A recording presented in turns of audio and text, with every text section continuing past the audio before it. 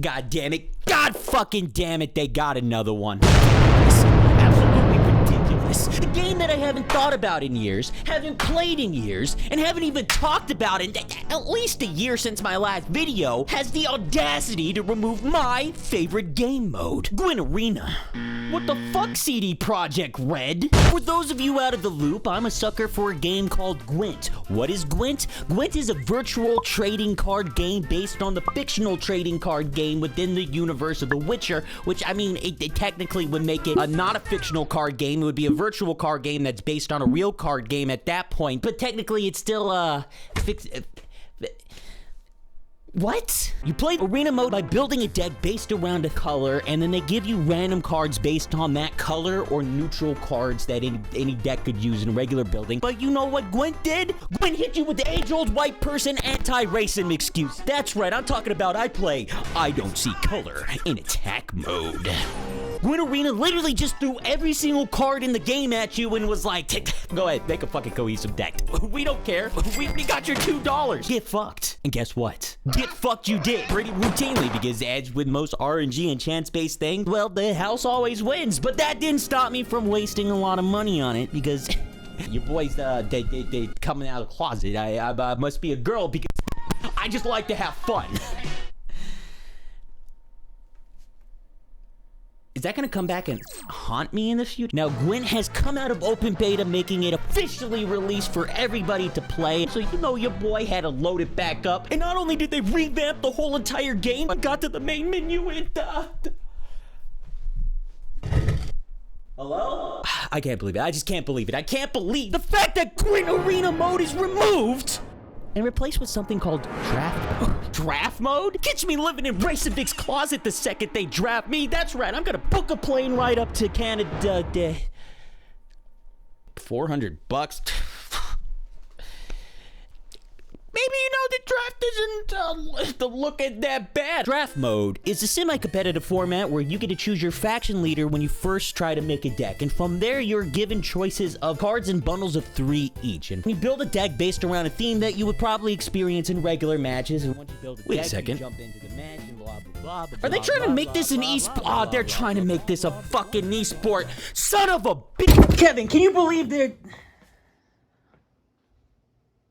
Huh?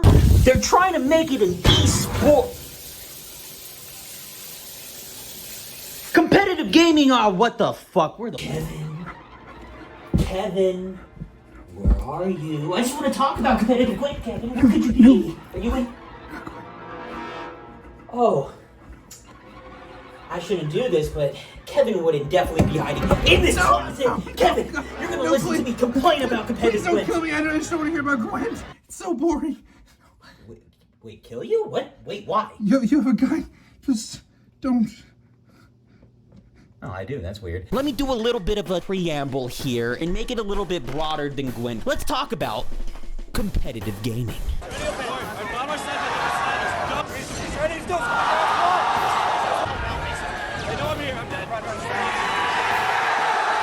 I get it.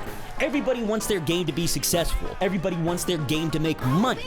And what's more successful, it makes more money than sports events. But herein lies the issue. You see, unless you have leagues of adoring fans, a solid player base and foundation, and a drive for the esport, you're going to inevitably alienate the casual players that you need. Because making a game too competitive turns away the casual... Turns away the what? Turns away the casual audience. That's what you wrote.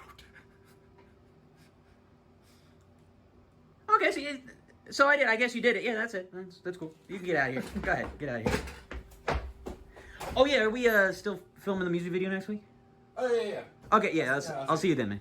Thank you. Just look at Call of Duty or Halo. The developers of those games from the get-go set out just to make an incredibly solid game and a fun multiplayer experience. And from that, it brought in leagues and leagues of fans who really enjoyed the gameplay, and there was a demand to see people who played the same game as them do so at a significantly higher level. And thus, the pro scene was created. And that is the most important thing that a lot of these games forget. Basketball fans like to play basketball. Football fans like to toss around the pigskin. I may not be able to hit 3 BR shots back to back, but when I see Walshy do it on the main stage, it's almost like I'm doing it. There's always that thought, that imagination, that excitement that when you see the pro player do it on the main stage, it's almost as if you're doing it yourself. You're living vicariously through them, and that is so important not just to esports, but to sports in general. Now that that's been said, let's bring it back to Gwent. You're telling me that arena mode was removed in order to make room for draft mode, which only exists to teach people how to play competitively and funnel them into the competitive format, which is not inherently bad.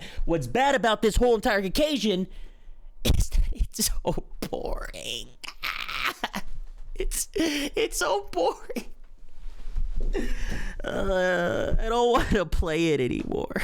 Where is the action? Where's the shoot the whoop in my outdated fucking memes? Where's the RNG? In the same amount of time it would take me to cast a couple bleeds in draft mode, I've already summoned 3 bears, hit someone with lightning, and also tried on all of Yennefer's dresses in arena mode. The reason for this is when you make a game competitive, you have to remove as much RNG as possible, nerf all the incredibly fun cards, and structure everything in a way where skill will outrank fun. Now, that's not inherently a bad thing, but the issue comes from the fact that you need a casual audience in order to support the competitive audience. 2 games, Lawbreaker, Call of Duty. The issue why Lawbreakers didn't succeed is because the skill outranked fun so much that a casual player would join and get dominated. On Call of Duty, in the same amount of time, I'm racing a RCXD, I'm in a hotel lobby. There's so much more for me to do, even if I suck at the game. Let's talk about something within the same environment. Hearthstone, another virtual trading card game. I'm not going to talk about ladder mode, but instead let's talk about all the casual modes, solo adventures. Look at all of these things you can do. These are all single player adventures. Now let's go to modes. I can jump into multi-modes. I have arena mode. I have battlegrounds. I have whatever the fuck duels is. That's a new mode. Just more casual things that don't require a huge time invested in me. I don't have to play competitively. Now to the board. You attracted the Witcher 3 audience with a standalone Gwent game. Great. You have an audience. You lost them when you made it GWENT Homecoming. So you lost the Witcher 3 audience. You attracted the Thronebreaker audience, a single-player casual audience, when you made it GWENT Homecoming. Great. You have an audience, but then you lost it by only focusing on esports and not having anything for the Gwent Thronebreaker audience to do. And you may be wondering, Haydn, what exactly am I talking about? What would they be doing in this with all the examples I just gave? And that's easy. I would say the Gwent Arena. Honestly, like, if you bring back Gwent Arena, it seems like all these problems will be solved. I mean, it's kind of crazy, huh?